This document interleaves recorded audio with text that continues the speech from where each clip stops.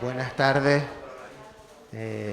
Muchas gracias por asistir a esta iniciativa que planteamos desde el Centro de Arte La Regenta. Gracias también a todos los ponentes que están aquí, que presentaré ahora de manera muy breve.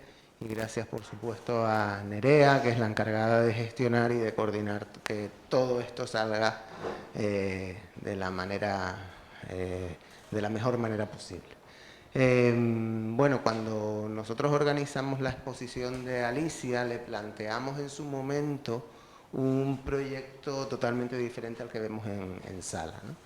Y eso nos pareció muy interesante porque ponía su planteamiento, su proyecto, que se llama Salvar la Intemperie Call Center y que tenemos en sala, ponía el foco en la falta de comunicación, la deshumanización incluso, si se quiere, que las sociedades contemporáneas han ido desarrollando en los últimos años, además aumentado probablemente por la tecnificación y sobre todo también en estos últimos 2 años por esta crisis del COVID que ha provocado que el individualismo o la individualidad esté cada vez más presente en nuestras sociedades, ¿no? Y bueno, en ese sentido veíamos también apropiado que el proyecto de Alicia viniera acompañado también de un debate, de una pequeña reflexión en torno a esta problemática que viven las sociedades contemporáneas, y es que la comunicación y la falta incluso de empatía a veces es como la nota predominante, ¿no? Así que yo, sin más, paso a presentar así muy brevemente a Alicia Pardilla, el motor de todo esto y la que ha motivado también que estemos todos aquí hoy, a José Cabrera, psicólogo y director técnico del Teléfono de la Esperanza de Canarias, a José Juan Arencibia, vicepresidente de la Asociación Canaria de Integración Mental Espiral, y a Rosa Cubillo, docente e investigadora del Departamento de Bellas Artes de la Universidad de La Laguna. Muchas gracias a todos por estar con nosotros y bueno, esperemos que saquemos conclusiones, que se genere debate, que se genere un pequeño momento de reflexión ante estos temas. Así que nada, los dejo con ellos y muchas gracias. Muchas gracias, Alejandro, por tan bonita acogida.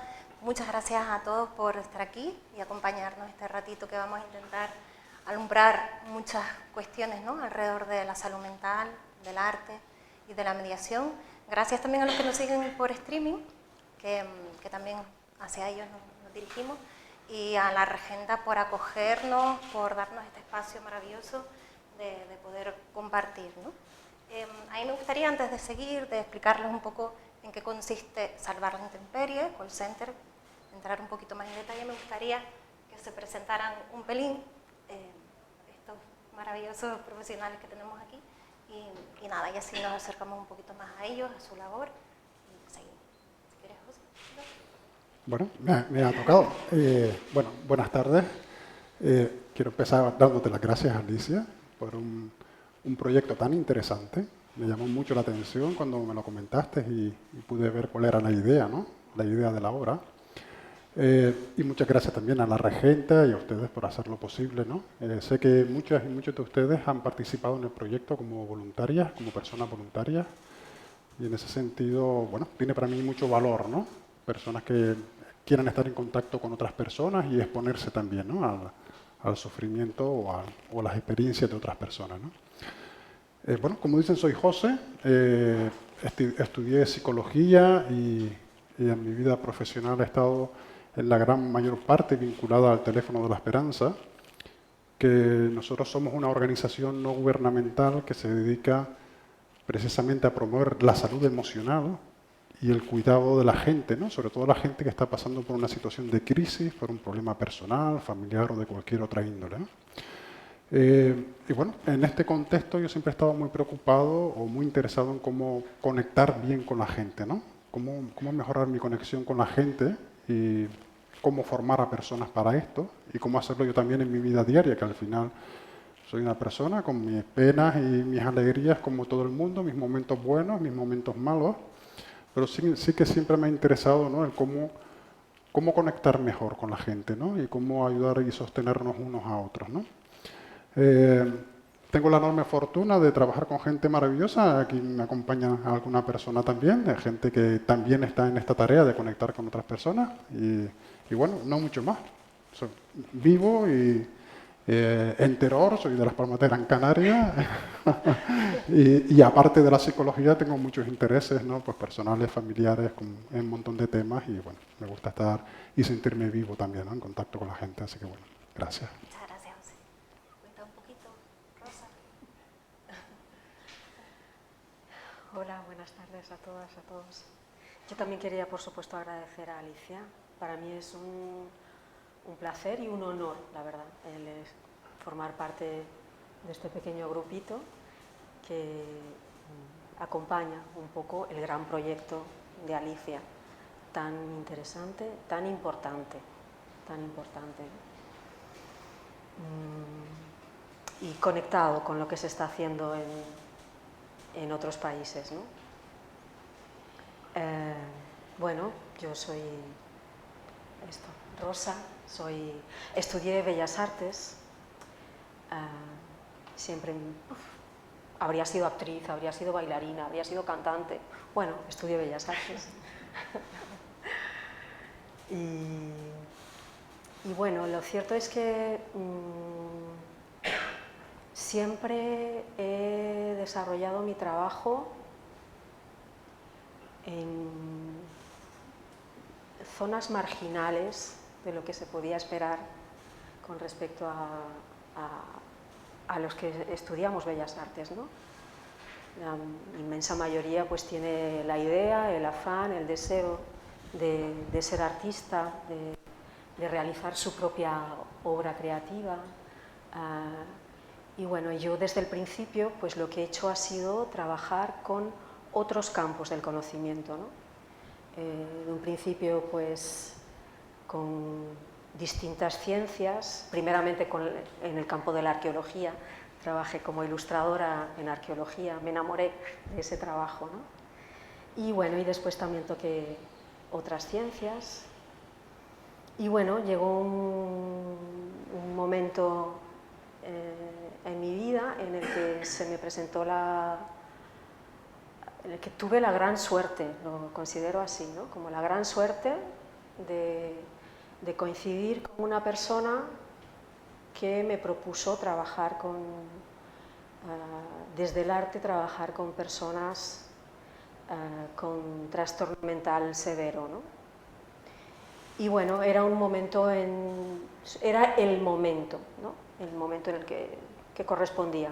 Y entonces, pues le dije que sí, y también era momentos de los inicios de la arteterapia en nuestro país, en España, ¿no? Y en Canarias no había nada. Y entonces, bueno, pues comencé a trabajar con un grupo de personas desde ese potencial terapéutico del arte, ¿no? Y bueno, un par de años más tarde soy cofundadora de la Asociación Canaria de Terapias Creativas, que tiene sede en Tenerife. Yo vengo de Tenerife, de la otra isla. Antes les comentaba, una de mis mitades es canariona, ¿eh? Y bueno, y esto, me gusta trabajar en esas zonas marginales, ¿no? Y es ahí donde deseo continuar también, ¿no?, trabajando y desarrollando mi trabajo.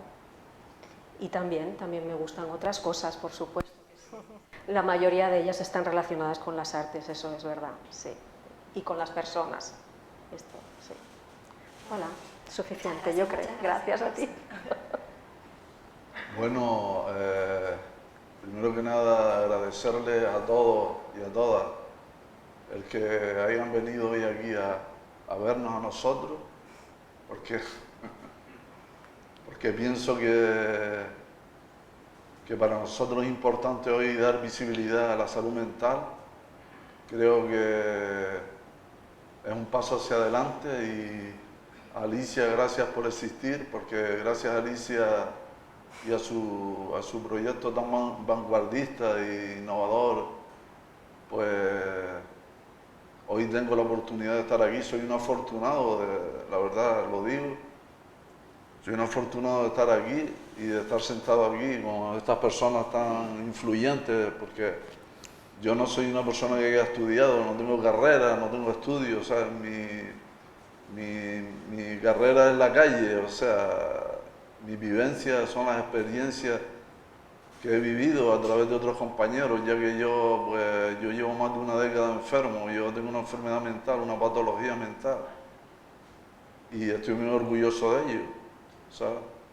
No soy menos que nadie, pero que gracias a la enfermedad me he dado cuenta realmente de muchas cosas y del valor de lo importante de la vida, que es el interior de la persona y no la coraza exterior, ¿sabes? Y bueno, nada más, me llamo Juan, soy vicepresidente de la Asociación Canaria de Integración de Salud Mental Espiral y espero que se lo pasen bien. Y nada más. Muchas gracias.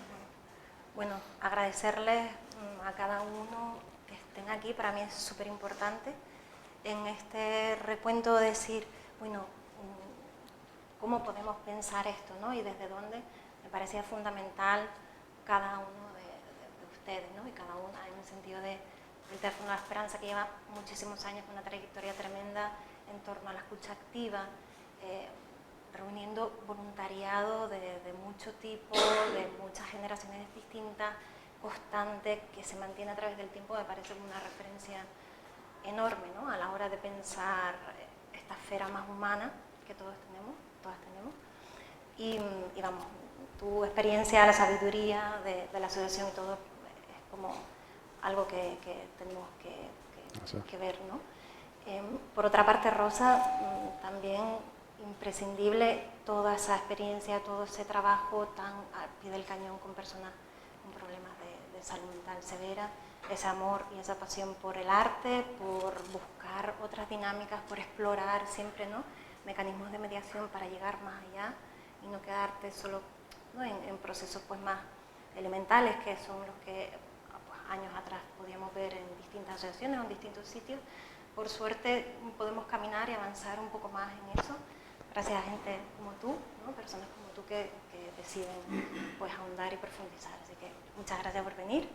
Y Juan, vamos, figura fundamental también aquí, como no, si hablamos de la salud mental tenemos que invitar a personas que estén atravesadas por esos problemas, que puedan contarnos de primera mano la realidad, los problemas con los que se encuentran, las situaciones con las que tienen que lidiar cada día, y cómo el arte pues de repente puede también vehicular pues estas cuestiones. Así que súper agradecida a los tres. ¿Sí? Y bueno, contarles, antes de empezar a cuestionarnos cosas alrededor de este tema, les voy a explicar un poquito en qué consiste este proyecto, que la verdad súper abrumada, porque uno lo piensa de una forma más pequeñita, ¿no? Pero sí es verdad que el tema de la salud mental me lleva preocupando hace muchos años, ¿no? Y a partir de estos diálogos con Alejandro, me parecía como la oportunidad fantástica para poder crear sobre este tema, ¿no?, y pensar este tema. Así que en un principio pensé en esta idea de la intemperie, ¿no?, principalmente y motivada por, como decía Alejandro al principio, ¿no?, esta brecha que de repente estamos viviendo de una forma súper acusada, ¿no?, en la sociedad. De repente estamos cada vez más polarizados, más individualizados todos, ¿no?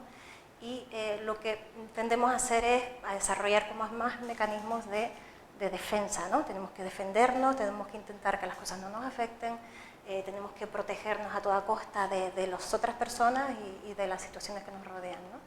Entonces, la intemperie se presenta como un espacio de resistencia, un espacio para poder retomar esa vulnerabilidad o esa permeabilidad, ¿no?, que realmente podamos acercarnos a las personas y que nos afecten las personas, que nos afecten las historias que nos pasan, ¿no?, y que pasan en la sociedad, porque es la única manera que entonces podemos tener conciencia de eso y hacer por cambiarlo, ¿no? Por cambiar muchas de las historias que nos pasan o que pasan. Entonces, salvar la intemperie es como toda esa vocación de resistir, de mantenernos vulnerables, ¿no? y dejarnos afectar. Y dentro de todo, el call center pues era el espacio o uno de los espacios donde eso podía darse, ¿no? En estos objetivos que trazaba pensando el proyecto, me parecía fundamental crear red, porque pues no hace tantos años dentro de los espacios, de los barrios, de los espacios urbanos o no urbanos, había como mucha tendencia a unirse por una causa, ¿no? De repente, pues todos tenemos una necesidad X, nos unimos, luchamos y la hacemos, ¿no? Creo que esta cuestión más de crear comunidad, de unirnos, pues también está decayendo, ¿no? Y es la manera de tomar fuerza. Entre todos pues podemos ser más fuertes, entre todas podemos llegar más lejos y desde ahí el call center sería como ese espacio que podía albergar una comunidad de voluntariado, ¿no? Entonces, al principio del proyecto lo que hice fue lanzar una convocatoria para que cualquier persona, si deseaba invitar a personas también de cualquier tipo, de cualquier edad, y asesorada también por el Teléfono de la Esperanza, pues pudiera incorporarse a formar parte de esta red, ¿no? Y recibir llamadas de teléfono, que en eso consiste principalmente la instalación que está abajo en sala. Se trata de un call center que ha puesto a disposición 3 líneas de teléfono para que cualquier persona llame. Tenemos un horario establecido que es de 7 a 8, de martes a viernes, y ahí estamos vamos a llegar hasta 26 personas en turnos rotativos de 3 en 3, ¿no? Yo soy la que permanece, pero después hay 2 personas que van rotando cada día. Entonces, durante esa hora, en principio, bueno, o tenemos la disposición de recibir esas llamadas, de acompañar los relatos de cualquier persona, de interactuar, de sostener pues, cualquier inquietud que se nos presente, ¿no? Entonces, estas llamadas, de alguna forma, también nos servirían para tomar el pulso de cómo se encuentra la sociedad hoy, ¿no? Dependiendo de los temas que se planteen, de las cosas que se compartan, pues podemos saber cómo nos encontramos. A nivel de salud mental, ¿no? Si estamos afectados por determinados temas, cuestiones o no, y cómo operamos desde ahí. Cada una de esas llamadas es grabada y luego transferida a 4 archivos que también están en sala. Entonces, de alguna forma, la intención, por otro lado, del proyecto consiste en guardar la memoria, en guardar esas voces y las cuestiones de las personas que están pues, en la sociedad, ¿no? De repente no tenemos tanto la posibilidad de los relatos, las inquietudes o las historias que atraviesan a alguien, poder cogerlas, ponerlas dentro del museo, ponerlas a disposición de todo el mundo, de todas las personas que puedan ser escuchadas, ¿no? De repente ese dispositivo al final lo que procura, entre otras cosas, es servir de mediador, ¿no? Es un dispositivo de mediación que vehicula pues, esos relatos o esas inquietudes que pasan para que sean guardadas, puestas en valor y archivadas. De alguna forma es como resistir también al olvido, a cómo estamos, a lo que nos pasa y a lo que nos afecta. Entonces, progresivamente y a través de estos 2 meses que el proyecto está en producción, ¿no? Porque el 6 de mayo, cuando se inauguró, estaban los archivos vacíos y a medida que iría pasando todo este tiempo, pues se iría incorporando las conversaciones.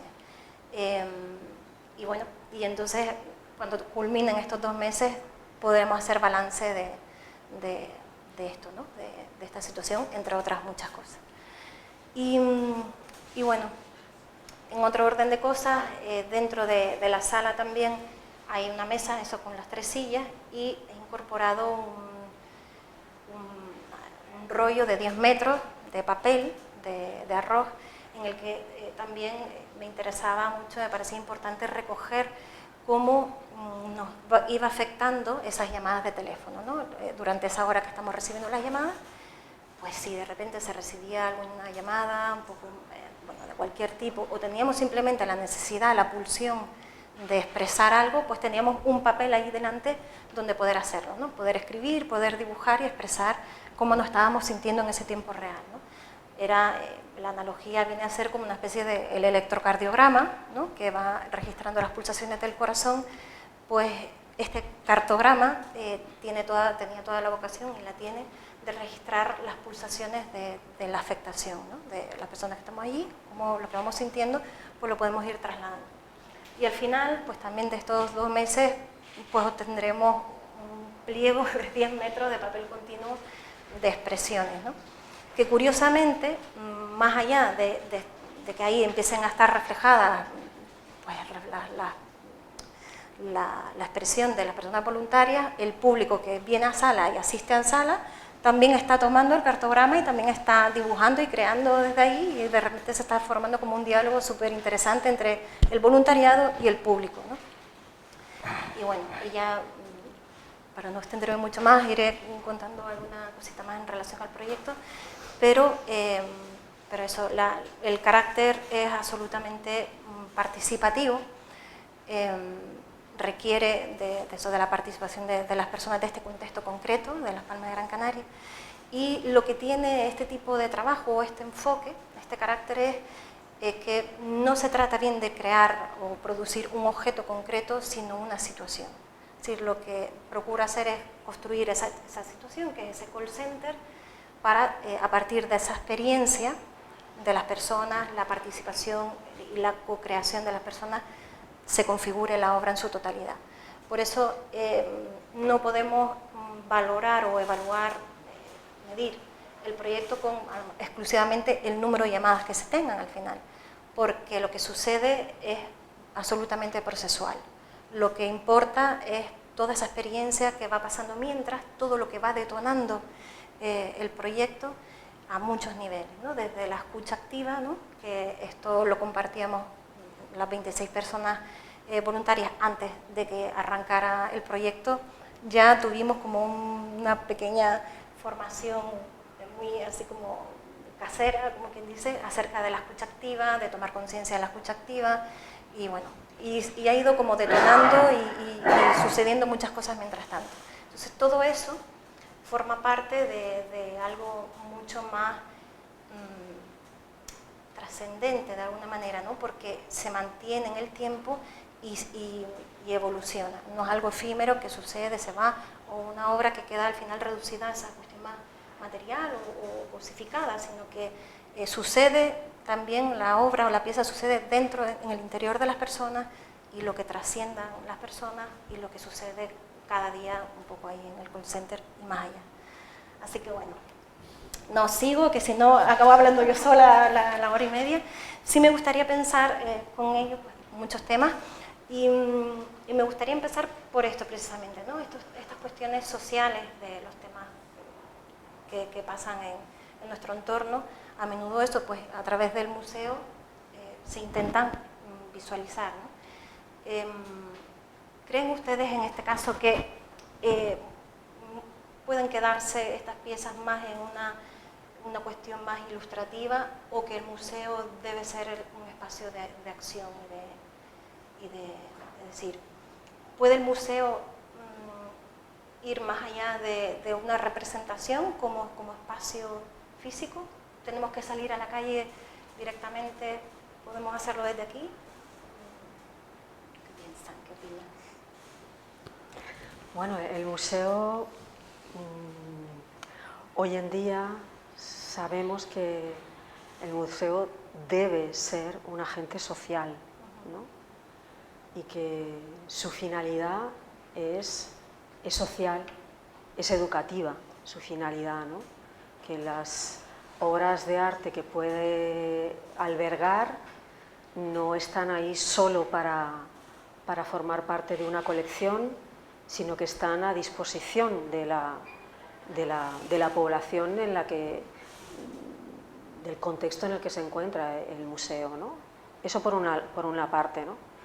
Y desde luego, desde esa perspectiva en la que ya se tiene bastante claro, ¿no?, que desde el rol primigenio de los museos, de espacios de colección a devenir espacios sociales, ¿verdad?, pues es evidente que tiene que actuar y que tiene que integrar en su propio espacio a todo el contexto social en el que se encuentra, ¿no? Y ese contexto social es diverso y los artistas son una mínima parte de ese contexto, ¿no? Y entonces, en efecto, no debe solamente acoger, sino que debe producir experiencias para toda esa diversidad de personas, ¿no? Y también para que nosotros seamos conocedores también de esa diversidad en la que vivimos, ¿no? Sí, pero me pregunto eso si pues, las actividades o los proyectos que se desarrollen dentro del museo acaban un poco dentro de las paredes del museo o consiguen trascender, es decir, el museo realmente consigue mediar, consigue hacer acciones más contundentes que vayan más allá de las paredes del museo, o al final acaba como un episodio más puntual y que se resetea y ya, ¿no? Es decir, ¿puede el museo realmente ser un agente más transformador, más de cambio de lo que pasa en la sociedad y viceversa? A mí me encantaría que así fuera, ¿no? Entre otras cosas porque el arte nos permite construir un relato también de lo que nos está pasando y lo que nos ha pasado, ¿no? Y en este tiempo tan concreto en el que nos ha dado una sacudida todo lo de la pandemia, etcétera, ¿no? Pues tener la oportunidad de diferentes lenguajes y de diferentes puntos de vista que nos ayuden a articular una historia común acerca de esto, ¿no? Pues creo que es toda una oportunidad y creo que hacia allí deberíamos de ir, ¿no? A mí me encanta, ¿no? Una obra en la que yo también pueda participar y deje algo de mí y a su vez interpele a otras personas, ¿no? Por mí sería genial así. Yo pienso que el escaparate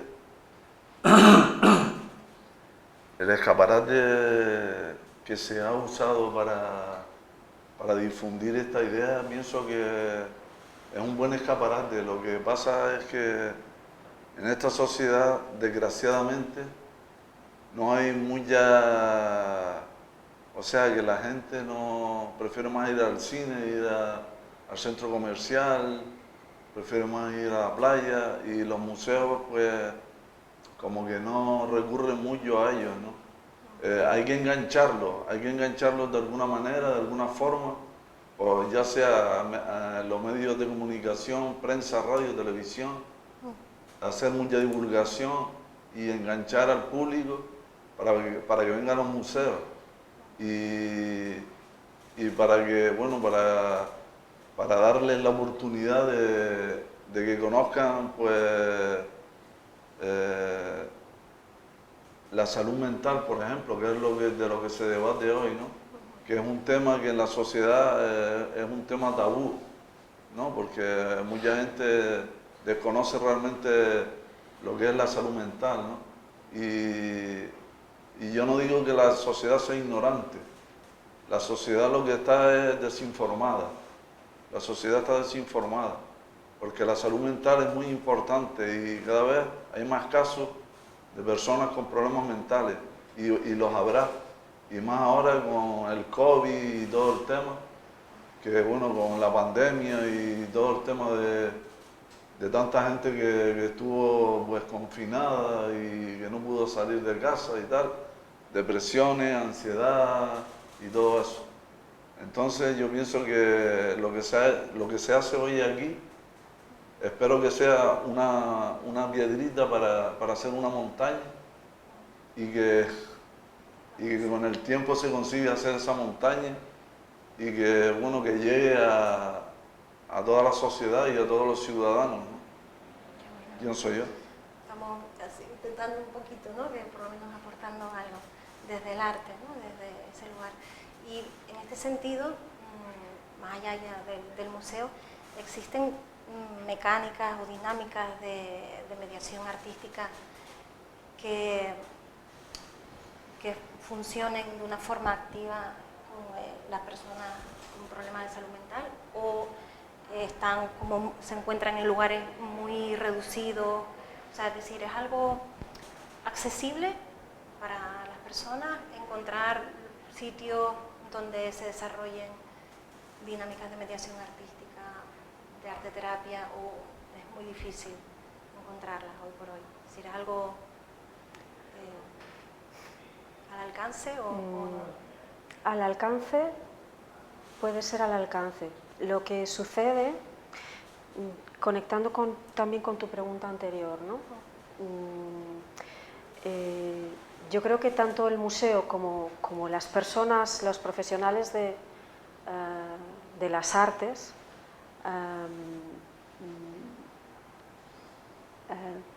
podemos abordar, acoger, proyectar este tipo de relaciones con el abordaje de personas en dificultad, ¿verdad?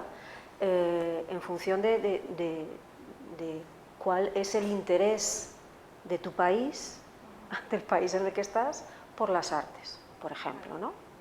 Entonces, bueno, hablo, por ejemplo, en nuestro país la educación artística importa muy poquito, por ejemplo, ¿no? Entonces el acceso al arte para todas las personas pues está siendo cada vez, el acceso a los procesos de creación, vamos a decir, ¿no? Está siendo cada vez más limitado para nuestra sociedad, en nuestro contexto como país, ¿no? Hay otros países en los que la educación artística es enormemente importante. Del mismo modo, en España la arteterapia aún no es una profesión reconocida, porque no es una profesión reconocida para las personas que se forman en el campo de la arteterapia, pues les cuesta un pelín de trabajo poder en efecto desarrollar su trabajo, su labor profesional en este campo, pues porque serán contadas los lugares en los que los van a considerar que en efecto su labor es necesaria y que les interesa, ¿no? Hay otros países, muy pocos en el contexto, en nuestro planeta, son muy pocos los países en los que la arteterapia está reconocida como profesión. Entonces, en Reino Unido, por ejemplo, o sea, no hay hospital en el que no haya un arteterapeuta. Y hablábamos recientemente, ¿no? Una recientísima incorporación de arteterapeutas en Museo de Bellas Artes. Esto, bueno, pues lo he leído muy recientemente. Es una experiencia muy novedosa en Museo de Bellas Artes en Montreal, en Canadá. Entonces, bueno, nos pilla un pelín lejos. Esas experiencias nos pillan un poquito lejos, ¿no? Entonces, la dificultad para poder acceder está en esto, ¿no? En la dificultad para poder realizar ese trabajo, ¿no? Desde... Entonces, bueno, la experiencia desde la Asociación Canaria de Terapias Creativas, nosotros atendemos a personas, en fin, son distintas personas con modalidades con distintos, que trabajamos desde distintos lenguajes artísticos, ¿no? Y bueno, y nuestro trabajo es gratuito para las personas a las que atendemos, por supuesto, ¿no? Entonces y en mi caso además, es una labor voluntaria. O sea, y es difícil también, en efecto, el conseguir una financiación para poder mantener estas propuestas, ¿no? Entonces, hay un gran voluntariado dentro de este trabajo, ¿no? Y en el campo de la mediación artística, pues también es una profesión muy reciente también en nuestro país, ¿no? Y la formación es todavía muy limitada, muy contada en universidades. La verdad es que no sé si hay másteres privados, no lo sé, ¿no? Pero todavía es un trabajo muy novedoso, ¿no? Sí, que igual todavía no hay tejido, ¿no? Estructural que que demande, porque... La demanda, eso existe, por supuesto que sí. La necesidad, por supuesto. La dificultad está en poder, en efecto, el que se pueda ofertar pues también con una dignidad también, ¿no? Para las personas que se forman y que desean realizar esa labor, ¿no? Sí, pero espacios que acojan, que promuevan, que incentiven y den ese lugar para que se pueda desarrollar este tipo de actividades, pues igual no es habitual, ¿no? No está extendido, no está, vamos a decirlo así, ¿no? Extendido no está. Y en todo caso, desde la salud mental, ¿qué validez tiene el arte, ¿no? como forma de mediación para tratar circunstancias personales o enfermedad mental? Es decir, ¿hay credibilidad en estos procesos? ¿Está denostado? ¿No se cree mucho que el arte pueda ayudar? ¿Cómo se percibe? Por supuesto que el arte, tenemos casos como por ejemplo Alcaide pues nos donó a nosotros, a la asociación, nos donó 30 cuadros. Alcaide fue un pintor asturiano y ya falleció, pero me parece que estuvo en centro psiquiátrico y tuvo, o sea, fue muy, o sea, pintó en todos ellos y tal. Y dijo que cuando él falleciera, o sea, que sus cuadros fueran donados a centros, o sea, a ONG, a centros psiquiátricos y tal. Y a nosotros nos llegaron 30 cuadros de Alcaide. Y entonces, pues, como tú bien dices, pues el arte para una persona que tiene un problema mental es muy importante porque es una forma de expresión, ¿sabes? Ya sea la escritura, la poesía, la pintura, la cerámica o cualquier tipo de arte. Es muy importante para poder expresarte, ¿sabes? Así que es fantástico,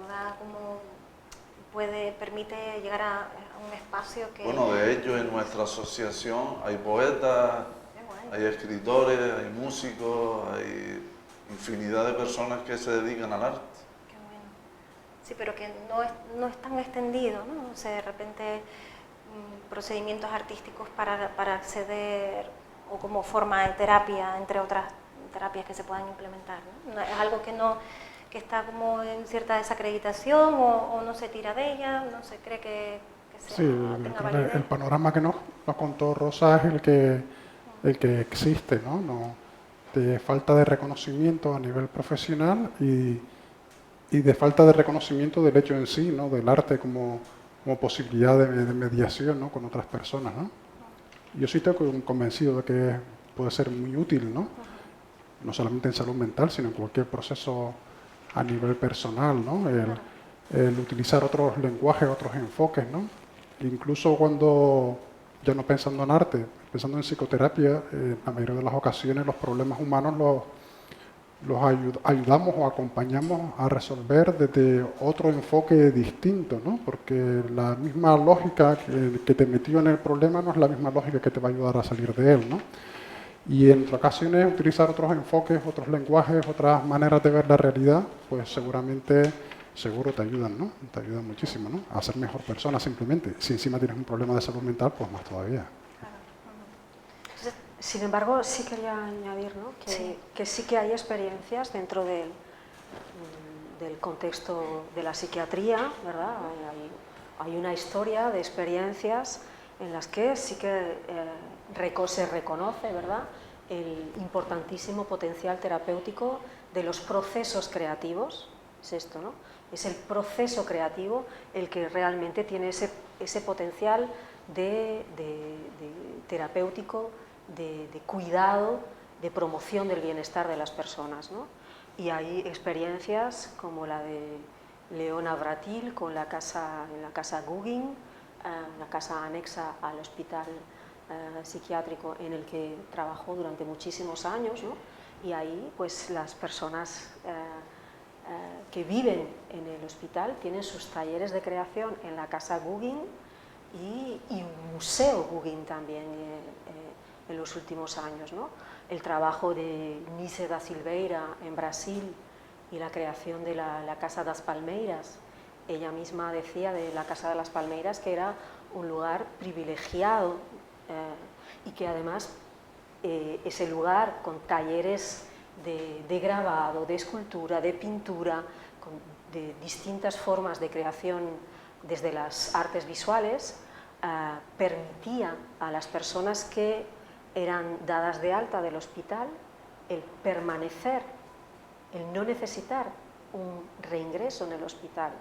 Por lo tanto, era la prueba de la bondad y del potencial terapéutico y sanador de la creación artística, ¿no? Y así pues hay distintas experiencias que prueban, ¿no? En efecto esa fantástica posibilidad. Adelante, claro. Y en el diseño de estas prácticas, de estos procesos creativos, se modifican o depende el destinatario. ¿Influye el destinatario especialmente en el diseño? Es decir, si es una persona diagnosticada o si es una persona que no es diagnosticada, ¿cambia la forma o la estrategia de mediación a través del arte? No. La estrategia de cómo trabajar a través del arte de una forma terapéutica, yo creo que primeramente la diferencia está en la titulación de partida de la persona, ¿no? Las personas que se forman en el ámbito de la arteterapia y que provienen del campo de la psicología, por ejemplo, ¿no? Y que vuestra herramienta de trabajo es la palabra también, ¿no? Pues entonces utilizan normalmente, utilizan la creación artística como un detonante para hablar y utilizar la palabra, ¿no? Quienes venimos de las bellas artes y nos formamos como arteterapeutas y que trabajamos en ese campo, utilizamos, nuestro lenguaje es la propia creación artística, ¿no? Es el propio proceso creativo. La palabra puede venir o no, no la consideramos necesaria. Entonces, a las estrategias y el cómo abordar el trabajo terapéutico desde las artes, creo que, en efecto, bueno, no lo creo yo solamente, ¿no? Está visto, está un poco demostrado, ¿no? Que parte de la formación de base de cada persona, ¿no? Y después, bueno, mi experiencia, ya te dije, ¿no? En su momento, cuando yo comencé, yo creía que, bueno, que yo debía conocer el diagnóstico de cada persona con la que trabajaba. Y bueno, ¿me sirvió de algo conocerlo? No. Entonces después, bueno, no sé que son personas que tienen un trastorno mental de carácter grave, pero no me da nada el saber qué etiqueta es la que tienen, ¿no? Y lo que me da es conocer a la persona, cómo es la persona cuando yo la conozco. Ni siquiera necesito saber cómo era antes, ¿no? Sino cómo es cuando yo la conozco y cómo comenzar a trabajar desde ahí, desde todo el potencial que esa persona trae en ese momento, ¿no? Y trabajar también desde su parte sana, que la tiene, que todas las personas la tenemos. Todas las personas tenemos una parte sana y una parte un poco más compleja, ¿no? Entonces, la psicología tiene un pelín más compleja, ¿no? Totalmente. Sí, sí, sí. Entonces, de hecho, yo te diría que para mí, con el paso de los años, yo he ido comprobando más similitudes, más razones de por qué nos parecemos, que más razones por las que podemos ser diferentes, ¿no? Claro, más allá de la etiqueta, ¿no? Por supuesto, por supuesto. Al final son metodologías, estrategias hacia las personas, ¿no? que ahí el arte pues eso hace ese papel de mediación y terapéutico, más allá de todo. O sea, que contribuye mucho también a diluir esos espacios en los que se puede tender a dividir entre personas diagnosticadas y personas no diagnosticadas, ¿no? Que contribuye a romper un poquito esa barrera, De hecho, ¿no? bueno, yo lo que hago es conformar un grupo de personas diagnosticadas y de personas no diagnosticadas. Yo soy una no diagnosticada, pero no tengo idea de cuál es. Claro, claro. Qué bueno. Pero voilà, lo que hacemos es esto, conformar un grupo de personas que nos encontramos en un taller y que cada cual tiene un rol en el tiempo en el que nos encontramos, ¿no? Pero que, y de hecho además ese rol varía en función de los años que estamos formando parte de ese grupo. Claro. Y es curioso como de repente el poder tener acceso a esa otra forma de expresión, ¿no? A través de las artes puede hacer que de repente una persona lo tome como una pulsión vital, ¿no? Que es lo que sucede en las manifestaciones dentro de lo que era el art brut, ¿no? Que está este arte entendido como lo marginal, un arte outsider, y de repente simplemente porque una persona que está un poco fuera del sistema, por cualquier cuestión, toma el arte desde ahí. Que quizás este término de art brut también contribuye a las etiquetas, ¿no? Contribuye a esa separación, a la no integración de las personas en general, porque ya simplemente que esa forma artística provenga de una persona diagnosticada ya lo desmarca, ¿no? Lo desmarca del sistema. De repente se crean como dos sistemas arte, ¿no? Que es el sistema oficial, digámoslo así, ¿no? De personas no diagnosticadas, y otro sistema que funciona de una forma similar, por lo que tengo entendido, y de alguna manera, claro, no quiero pensar eso, ¿no? o situarme ahí, pero puede haber algo de perverso en eso, ¿no? En esa cuestión de aprovechar esas creaciones para, ¿no? Para mercantilizarla o perpetuar determinadas dinámicas por un interés concreto, ¿no? Que de repente el arte también puede jugar en contra, ¿no? Dependiendo de dónde se ubique. Pero bueno, en cualquier caso, viendo la parte positiva, pueden de repente pues salir, ¿no? Salir a la luz grandes artistas, ¿no? Y grandes creadores, como vemos, ¿no? en esta historia. Y yo me preguntaba, y he estado un poco indagando a ver si aquí en Canarias tenemos, pues, tú antes citabas a uno de ellos, y si tenemos pues referentes, ¿no? de personas. Bueno, cómo no, aunque no está loco, o yo pienso que no estaba loco, ¿no? César Manrique, Pepe Damaso, Millares, son referentes del arte en Canarias, ¿no? Sí. ¿Sabes? Sí, un poco de personas que tengan un problema de salud mental, que hayan tomado el arte. Bueno, como Panero, se me olvidaba antes, se me quedó en el tintero. Panero fue un poeta pues, que estuvo en psiquiátrico, estuvo en el Hospital Militar del Rey, creo que falleció allí, pero pasó por... él era natural de Madrid, y luego vino a Las Palmas. Y se enfermó y estuvo en muchos psiquiátricos y tal. Pero el tío dejó una amplia, o sea, dejó montones de poemas escritos y tal. Panero, o sea, era un tipo que tenía una enfermedad mental, pero el tipo era un creador increíble. ¿Y dentro de la asociación, Juan, hay...? Sí, bueno, en la asociación actualmente, pues nosotros tenemos una revista que tengo por aquí un ejemplar, que lo tengo por aquí, sí, aquí. Un ejemplar, espiral, no sé si se ve de ahí, se ve.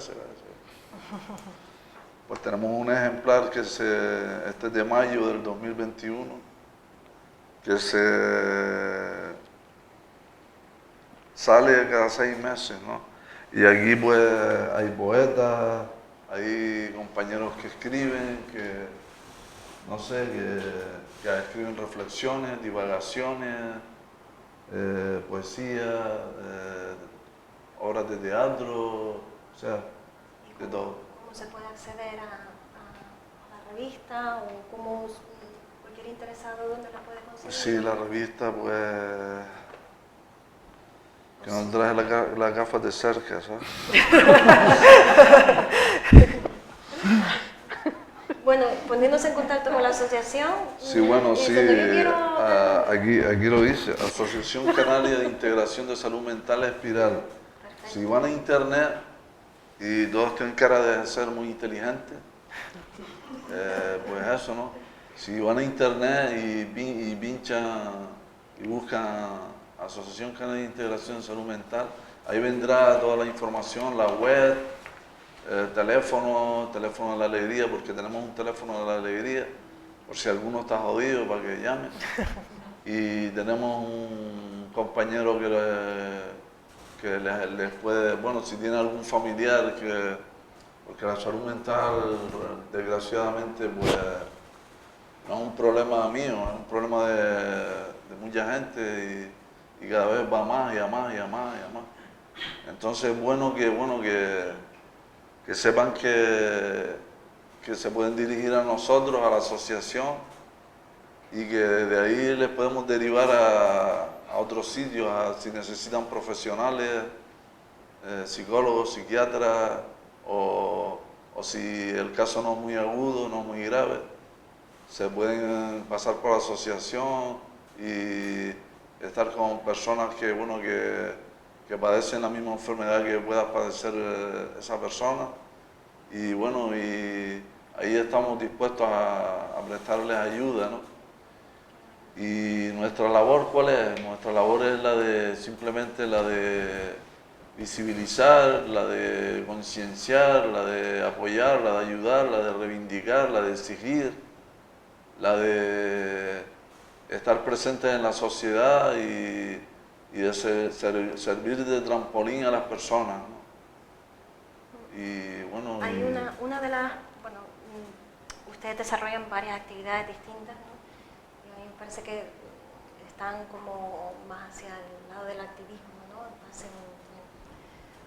Desarrollan muchas acciones y entre ellas sí hay dos que me parecen súper importantes, ¿no? Por una parte la celebración del Orgullo Loco, ¿no? Que se hace sí. el 20 de mayo. Bueno, sí, el Orgullo Loco se celebra el 20 de mayo de cada año, que fue en Canadá donde se originó, luego se extendió por más países, no sé si el compañero me puede llevar un cabo.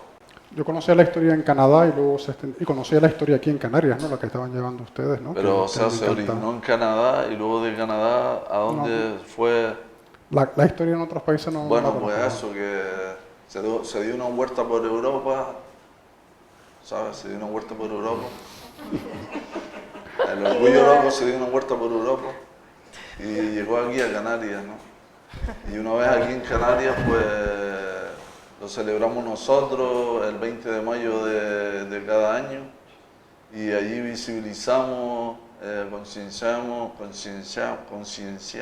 eso es, concienciamos, ¿no?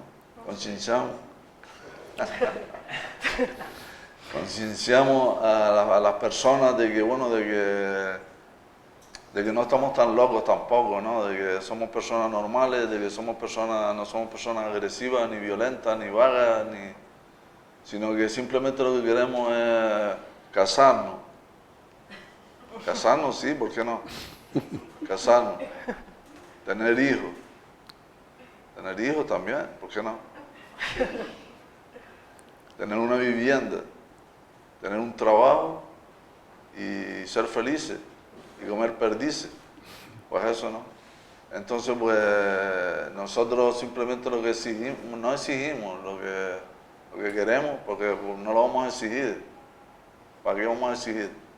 Lo que queremos o lo que nos gustaría, porque exigir suena un poco prepotente, ¿no? Exigir, ¿no? ¿Qué vas a exigir? ¿No? lo que queremos es eso, ¿no? Normalidad, que somos gente normal, que te puedes ir a tomar un café con cualquiera de nosotros, que no te vamos a sacar un cuchillo, que no te vamos a robar, que no te vamos a hacer nada. Y es que hay un tabú y un velo negro ahí que, bueno, que la salud mental siempre ha estado ahí pues muy oscura, y ahora parece que con la televisión, la prensa, los medios de comunicación, parece que le están dando más vidilla a la salud mental y parece que salimos hasta más guapos y todo, ¿no? O sea, que está bien. Y nada, que yo qué sé, que gracias por venir y a la puerta, a la salida, pues, no sé, nos saludamos y eso.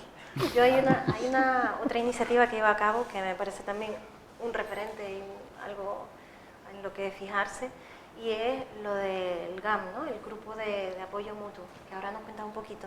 Pero sí me gustaría pensar un poco en eso, en el contexto actual, ¿no? Que hemos ido viendo el arte, ¿no? Como ese mecanismo que se aproxima a las personas, y cómo nos encontramos hoy, después de la pandemia, o como desde el Teléfono La Esperanza, que tienen como ese día a día, ese contacto con las personas, qué se siente, qué se percibe, qué balance se hace desde ahí. Bueno, pues nosotros percibimos el impacto con una enorme envergadura y una enorme intensidad, ¿no? Un recurso como el nuestro, ¿no? En concreto, por ponerle un dato, nosotras pasamos de atender un determinado volumen de llamadas a triplicar las llamadas, ¿no? En solamente un par de días, ¿no? Recuerdan que el gobierno nos venía alertando de un enorme problema de salud, que los primeros meses veíamos allá a la distancia aquello que ocurría allá en el Extremo Oriente, fíjate tú, aquella gente pobre, ¿no? Luego fue acercándose la cuestión y bueno, un buen día hubo una rueda de prensa, se nos anunció que entrábamos en un confinamiento, que se declaraba el estado de alarma. Y en un recurso como el nuestro pasamos de tener un determinado volumen de llamadas, como digo, a la semana siguiente, directamente el lunes, triplicar el número de llamadas, ¿no? Una enorme intensidad, porque todas y todos podemos imaginar la enorme carga de preocupación, de angustia en la población en general. Y luego situaciones concretas, ¿no? Situaciones muy concretas como aquellas personas que viven solas, sobre todo personas mayores, que necesitaban no solamente de alguien con quien hablar y alguien que le sostuviera, ¿no? su angustia, su preocupación, sino de alguien que le acercara la compra a casa, por ejemplo, o que le acercara medicinas o cualquier otro artículo de primera necesidad, porque teníamos el mensaje de que tenemos que estar en casa, sobre todo las personas vulnerables, ¿no? Entonces, bueno, esa fue lo que vivimos nosotras y nosotros en el Teléfono de Esperanza, que me acompañan varios compañeros, por cierto. Y lo vivimos viviéndolo también en primera persona, porque lógicamente en aquella época, en la actual, no solamente éramos personas preparadas y que disponíamos de un espacio en nuestra vida, en un momento, para escuchar a otra persona que nos pudiera llamar con cualquier situación, sino que nosotros estamos viviendo también esa situación. Nosotros en el equipo también teníamos confinamiento, teníamos familiares que enfermaban, teníamos personas en situaciones complicadas, teníamos pérdidas, fallecimientos, teníamos tristezas, ¿no? Como hablábamos antes, ¿no? Yo lo recuerdo una época como de mucha intensidad, de mucha implicación y de mucho vértigo, ¿no? A mí es curioso, ¿no? Algo que me pasó, yo les digo, como a nivel personal.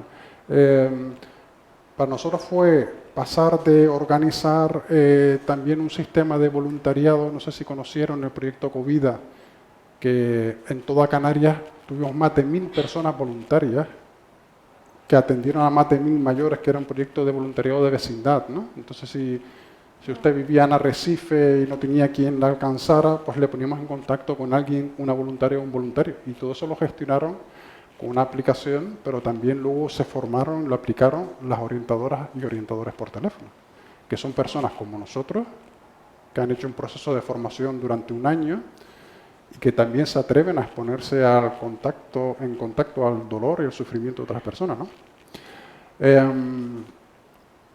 Por lo que les iba a contar a nivel personal, que fue una situación muy intensa, de mucho trabajo, de formar en esa nueva aplicación, con un enorme volumen de llamadas, también viendo un sistema técnico que permitiera hacer orientación en remoto desde domicilio, porque claro, era una historia de alarma, yo fui todos los días, pero teníamos que procurar que nuestro equipo, sobre todo las voluntarias y voluntarios, también con situaciones de vulnerabilidad por enfermedad o por tener más edad, pudieran hacer orientación de domicilio con una aplicación, todo ese jaleo.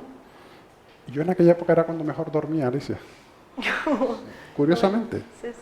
O sea, a mí me estresan otras cosas, pero cuando había que meterse a saco en organizar todo aquello, ¿no? Y hay una experiencia que siempre recuerdo de aquellos días, de muchísimo trabajo, de mi compañera Silvia, que tú la conociste, la responsable de orientación, que estábamos los dos en el despacho, uno con un portátil, otro con otro portátil, aplicando esta nueva tecnología en contacto con una compañera que estaba en su casa. Vamos a ver si funciona, ella en Tenerife, nosotros en Gran Canaria, y funcionó. Y cuando aquello funcionaba y seguía para adelante, a mí se me cayeron las lágrimas en aquel momento, ¿no? Bueno.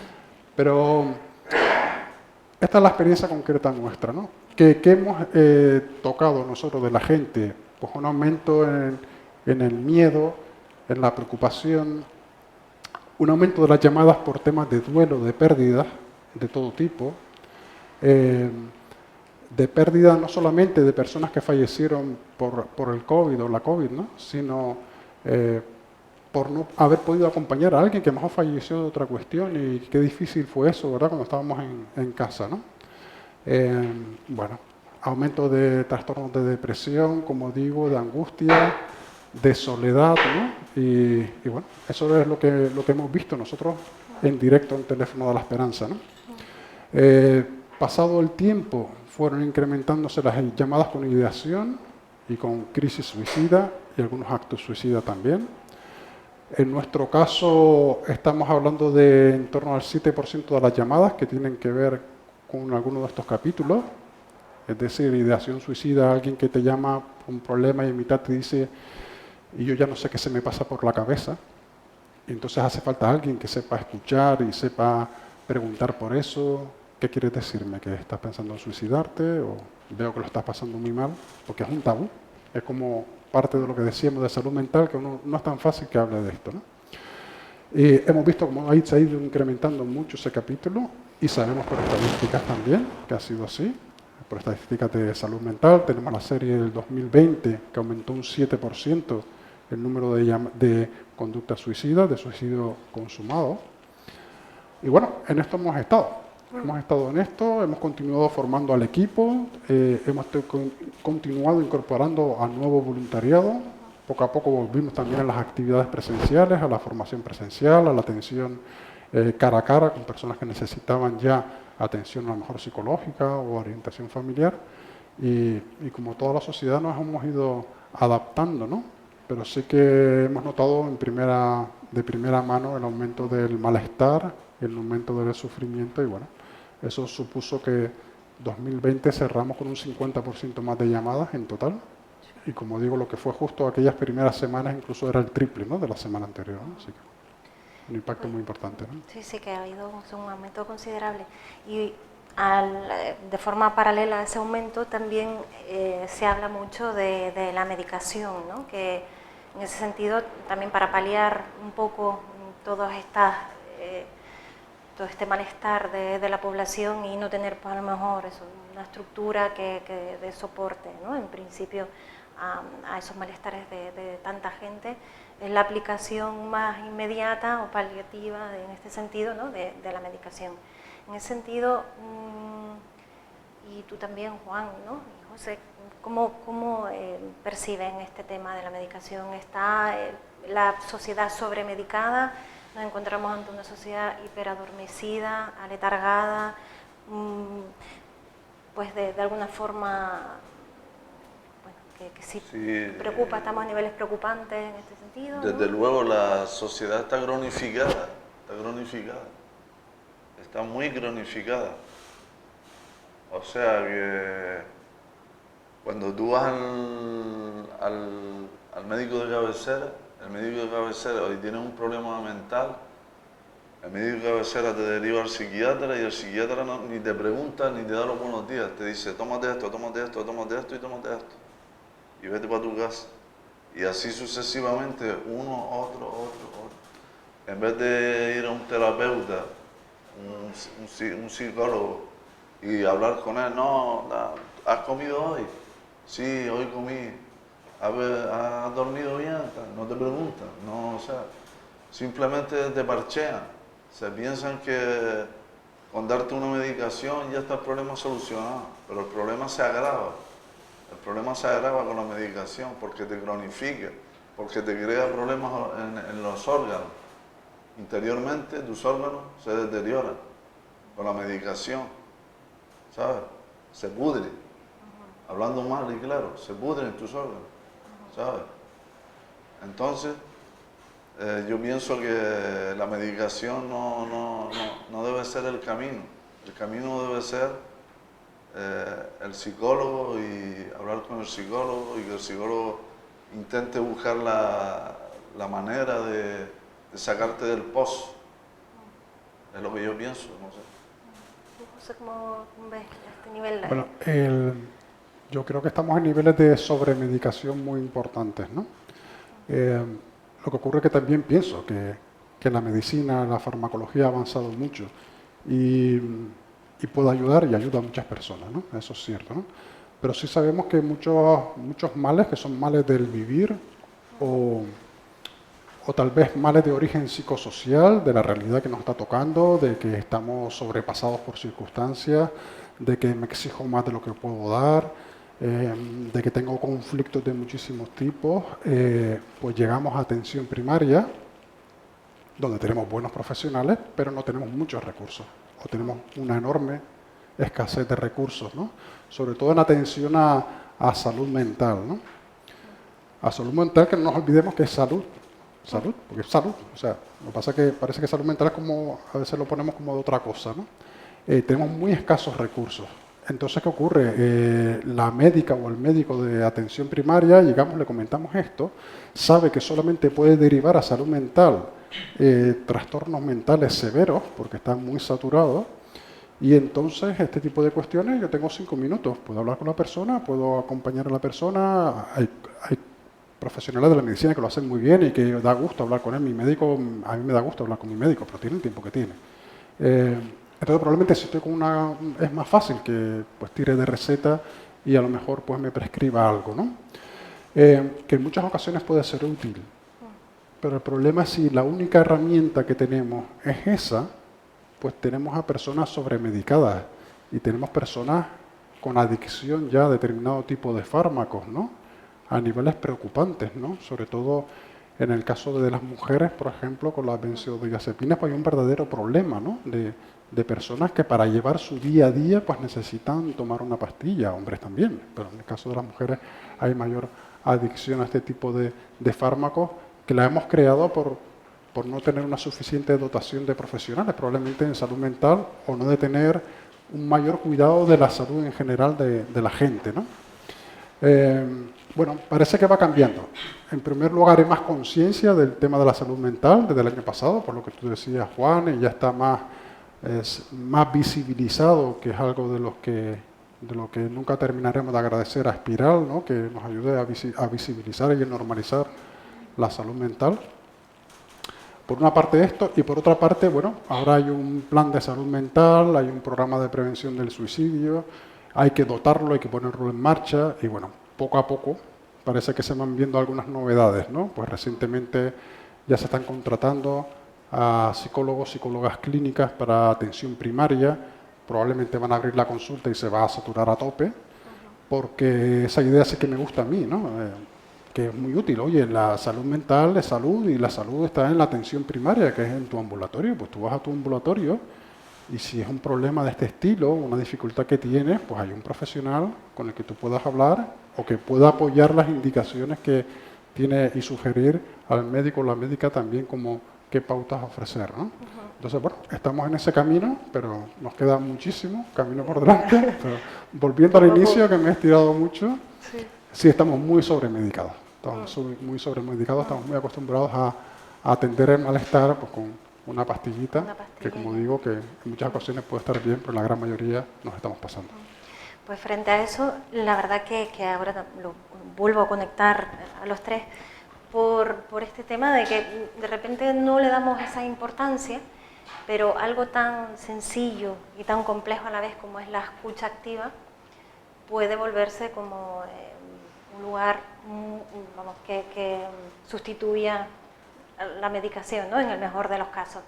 Porque quizás simplemente con escuchar a las personas que tenemos cerca, darles el apoyo necesario, pues podemos aliviar muchas situaciones, ¿no? Tanto desde el teléfono de la esperanza, ¿no?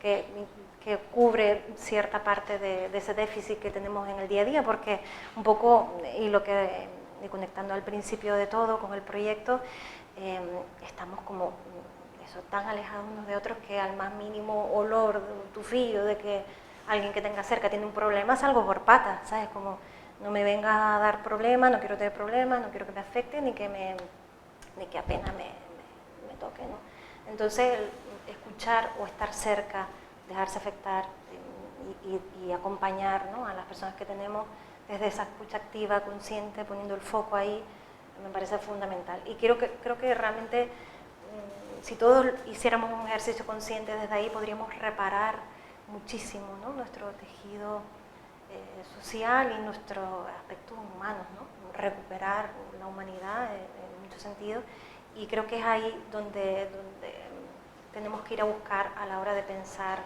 el desarrollo, a la hora de pensar cómo mejorar, ¿no? Y un referente en eso pues es el GAM, ¿no? Que ahí, cuando Juan me lo contó, me pareció maravilloso. Que, bueno, cuéntalo tú. Sí, bueno, el GAM, G-A-M, GAM, muy cariñosamente le llamamos así nosotros, GAM. Es un grupo de personas diagnosticadas y, bueno, que nos autogestionamos. No hay psiquiatras, no hay psicólogos, no hay trabajadores sociales, solo hay personas con un diagnóstico X que, bueno, que nos desnudamos, si se puede decir, que nos desnudamos, o sea, que hablamos sin tapujos de nuestra enfermedad, de lo que padecemos, de si tenemos un buen día, tenemos un mal día, si hemos tomado bien la medicación, si no hemos tomado bien la medicación, de cómo nos ha ido la semana. O sea, vamos creando una confianza entre nosotros que, bueno, que nos hace que, bueno, que el problema se haga más pequeño, ¿no? Por ejemplo, el caso más palpable y evidente es el de una señora que llegó con una depresión y a las 2 semanas salió con una sonrisa de oreja a oreja, del GAN, de nuestro GAN. O sea. Y es porque ella simplemente lo que necesitaba es que la escucharan, que es muy importante en esta sociedad, nadie escucha a nadie. O sea, por eso hay tantos problemas, creo yo, ¿no? Que todo el mundo quiere hablar y todo el mundo quiere decir y nadie escucha a nadie. Y si las personas se escucharan unas a otras, se solucionarían muchos problemas, creo yo. O sea, entonces, como bien dijo Alicia antes, la escucha activa es muy importante. Escucha activa, escuchar a la otra persona, y simplemente con escucharla no hace falta darle un fármaco. Y desde el arte, Rosa, ¿cómo es la escucha en esos procesos de mediación, ¿no? Es decir, cuando implementas alguna propuesta, algún taller de arte terapia, ¿cómo es esa escucha desde el arte? ¿Y qué llega? ¿Qué información, qué balance podrías hacer desde ahí? Bueno, ¿cómo es mi experiencia? Sí, Cada claro. arte terapeuta tiene su propia experiencia, su forma de entender y de abordar su trabajo, ¿no? Mi experiencia, bueno, yo cuando comencé haciendo propuestas concretas, ¿no? Yo hacía propuestas y las personas a las que destinaba las propuestas pues las aceptaban,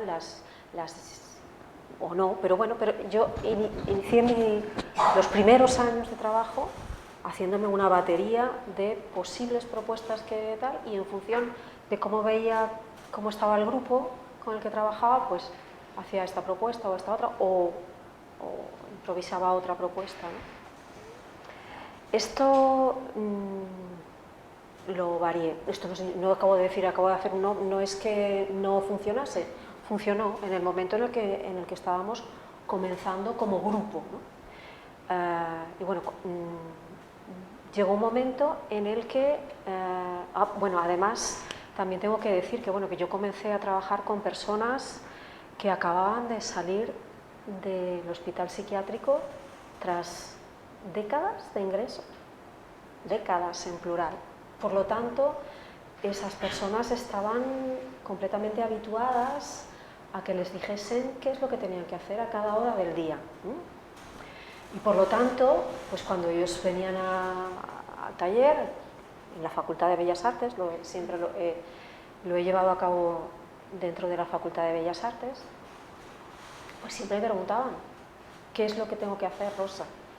Que siempre esperaban que le dijese qué es lo que tenían que hacer. Y de ahí entonces estaban mis propuestas. Mis propuestas sirvieron hasta el momento en el que ellos comenzaron, digo ellos porque la inmensa mayoría eran varones. Bueno, ahora ya me viene mi otro lado marginal, que es el feminismo, me pongo a pensar sobre por qué eran solo varones los que venían al taller y escasas mujeres. Pero bueno, las personas con las que estaba trabajando comenzaron a ser autónomas en su proceso creativo. Ya no eran necesarias prácticamente las propuestas, ¿no? Pues cuando venía, sí que había alguna persona que se incorporaba al grupo, nueva, entonces a lo mejor sí podía iniciar con esa persona en concreto, haciéndole alguna propuesta por mi parte, ¿no? La propuesta no era más que un detonante, algo, bueno, algo que me sirve como para decir, bueno, por aquí tengo que empezar, y después la persona lleva su camino, ¿no? Otras personas también se incorporaban, porque bueno, el grupo con el que yo trabajaba, pues era un grupo en el que más o menos unas 14 personas, 10, 12, 14, era un grupo, el núcleo estable del grupo, y a lo mejor habían otras 4, 5, 6 que podían ser nuevas incorporaciones, ¿no? Y bueno, de esas nuevas incorporaciones, pues algunas sencillamente se contagiaban de la forma de estar en el grupo, ¿no? Y entonces, bueno, pues veían que la gente llegaba y cogían sus materiales y comenzaban a hacer su trabajo de creación, y bueno, pues yo sigo ese mismo, miro y bueno, me mimetizo con los demás y hago, pues, y voilà, y inicio también mi propio proceso, ¿no? El cómo es mi mirada sobre esto, cómo trabajo yo, ¿no? Pues esto, incentivando ese proceso propio, personal. Por una parte, me importa el proceso individual de cada una de las personas, y me importa el proceso del grupo también, ¿no? Y bueno, y antes decía, la palabra de la persona puede venir o no. Hay personas, además, en el contexto de personas con un trastorno mental de carácter grave, cronificado, muchas de ellas tienen una enorme dificultad de expresión verbal. Y por lo tanto, aquí no podemos pensar en que la palabra es necesaria, y de hecho no es necesaria. Podemos sencillamente observar qué es lo que está sucediendo en las imágenes, cómo las imágenes que están produciendo van presentando modificaciones. No es sobre qué es lo que aparece dentro de las imágenes, sino cómo a lo mejor se producen esas imágenes, cómo la persona aborda una nueva creación, o cómo continúa durante varias semanas con una creación, pero cómo cada día se enfrenta con esa imagen que está construyendo, ¿no? Qué cosas nuevas aparecen o qué cosas permanecen constantemente, ¿no? Entonces, este tipo de cosas son las que yo observo y que me permite el poder actuar en algún momento o dejar que la persona siga en su proceso de una forma libre, ¿no? Y mi trabajo es un trabajo de acompañamiento de esos procesos, facilitadora de esos procesos, ¿no? A colación de lo que decía Rosa, bueno, nosotros trabajamos el empoderamiento. ¿Qué es el empoderamiento? El empoderamiento es cuando una persona toma las riendas de su vida. Y cuando una persona toma las riendas de su vida, sabe decidir por ella misma lo que quiere hacer, dónde quiere ir, qué quiere comer, etc. Era simplemente un apunte. Importante el apunte, importante. Evidentemente sí, ¿no? En nuestro trabajo, en principio también evidentemente pretende el que las personas, de una forma, en el taller, lo que se hace en el taller es una metáfora de la vida, ¿no? Lo que surgen en las imágenes son metáforas de lo que está pasando en la vida de estas personas, de cómo se encuentran en su vida esas personas, ¿no? Entonces, bueno, y sí, hay personas que han llegado hasta el punto de, en efecto, de tomar las riendas de su vida, hasta ese punto, sí. También debo decir que mi labor como arteterapeuta no es más que un engranaje de toda una red. Quiero decir que en esa red están psiquiatras, están psicólogos, están enfermeras de psiquiatría, están trabajadores sociales, estamos las personas arteterapeutas, voilà. Entonces es toda una red, ¿verdad?, que desde nuestras potenciales, ¿verdad?, y desde nuestros saberes abordamos y trabajamos con esas personas, ¿no? También es verdad que desde que esas personas, algunas en todo caso, han comenzado a trabajar dentro de un taller de creación artística, no es un taller de creación, de un taller arteterapéutico, voilà, han podido verbalizar cosas que antes, con el trabajo de todos los demás profesionales, no salía ni de broma. Y sin embargo, las cosas aparecen en sus imágenes y las nombran lo que les está sucediendo, ¿no? Y eso ya comienza a ser un mirar cara a cara, que es lo que me está sucediendo, ¿no? Y bueno, en ese empoderamiento del que hablas, antes dije, ¿no?, que, bueno, que conformamos un grupo durante más de una década de trabajo, ¿no? Y bueno, y también en ese grupo, bueno, yo además de realizar esta labor como arteterapeuta, soy principalmente, básicamente, soy docente universitaria, investigadora también, soy profesora en la Facultad de Bellas Artes y por lo tanto tengo estudiantes también, ¿no? Y algunas de mis estudiantes se incorporan a este taller, ¿no?, para realizar un tiempo, unos meses de prácticas dentro de su formación, dentro de las materias en las que yo trabajo, ¿no?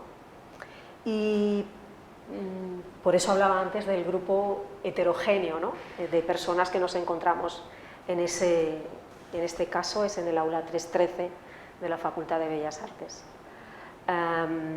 Y en ese grupo, los primeros años, las personas a las que destinamos el taller, las personas con trastorno mental, eran las más nuevecitas en ese contexto, ¿no?, las que tenían menos experiencia en ese contexto. Después de 5 años, después de 10 años, llevan más tiempo en la facultad que cualquiera de mis estudiantes, aunque estuviese terminando la carrera.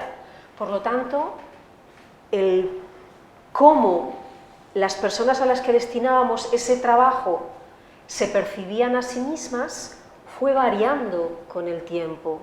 Al principio ellas estaban temerosas, no sabían bien, había quien decía, tengo miedo de hacerlo mal, tengo miedo de defraudar, no sé si lo voy a hacer bien.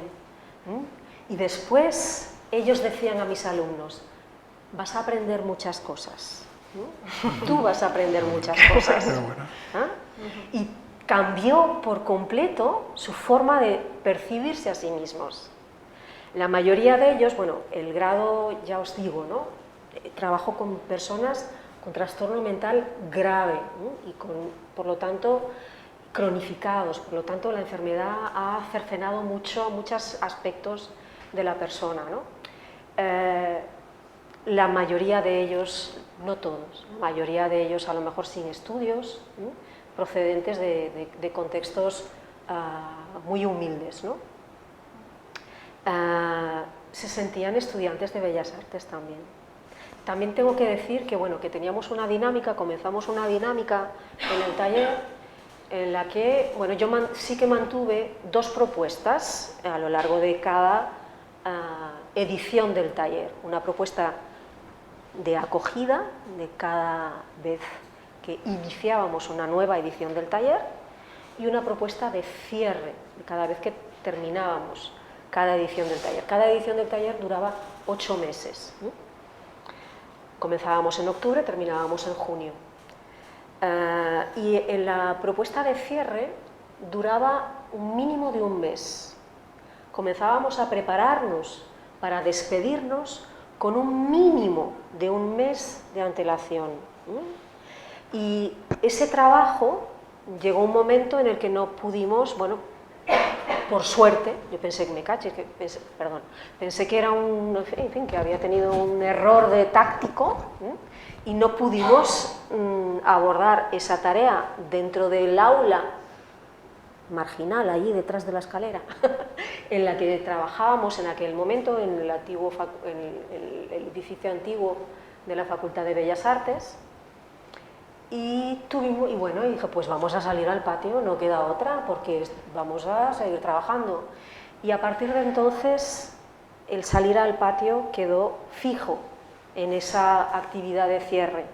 Durante mínimo 1 mes, normalmente durante 1 mes y medio, nos hacíamos visibles para todas las personas que convivimos en la facultad. Con lo cual salíamos cada jueves y cada viernes, cogíamos todos nuestros materiales y salíamos, en su época era en el patio, con el decanato aquí, la cafetería aquí, aquí mi despacho, la clase de no sé qué, y con toda la gente pasando y observando y admirando lo que estábamos haciendo, ¿no? Además, esa propuesta era una propuesta de creación colaborativa, entonces era grande y era espectacular, la verdad es que lo es. Y cuando nos trasladamos al nuevo edificio de la Facultad de Bellas Artes, ya no era salir al patio, ya era salir al jardín, con la cafetería aquí, con no sé qué. Y bueno, y cada jueves y viernes, pues hacíamos esto. Llegué a percibirlo, Rosa, esto es un acto performativo. Sí, esto es una performance lo que estamos haciendo. Cada jueves y viernes, durante 1 mes, hacemos una performance. Totalmente, ¿no? Y de tal modo que, en efecto, esto hacía el hecho de que las personas se dejasen ver de ese modo, ¿no? Sobre todo era que se dejaban ver como creadores, como personas creadoras, como las demás que acudían cada día a la Facultad de Bellas Artes también, ¿no? Habían profesores y profesoras que desfilaban para ver también las creaciones que estaban abordando estas personas, ¿no? Entonces, todo eso hacía que, en efecto, que la percepción de sí mismos varió de ser personas que habían estado, vuelvo a repetir, décadas ingresadas en un hospital y, por lo tanto, saberse enfermas sin saber de qué, ¿no?